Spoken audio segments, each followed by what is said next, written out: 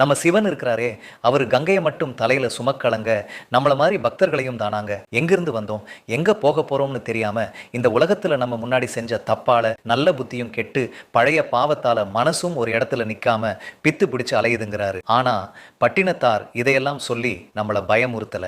வாழ்க்கை இவ்வளவுதான். இதுல போய் ஏண்டா பேராசைப்பட்டு கஷ்டப்படுறீங்கன்னு சொல்ற பட்டினத்தாரு சிவபெருமான கெட்டியா பிடிச்சுக்கிட்டவங்களுக்கு எந்த கெட்டதும் வராதுன்னு இந்த பாட்டுல நமக்கு புரிய வைக்கிறாருங்க. மூலமறியேன் முடியும் முடிவறியேன் ஞாலத்துள் பட்ட துயர் நாட நடக்குதடா.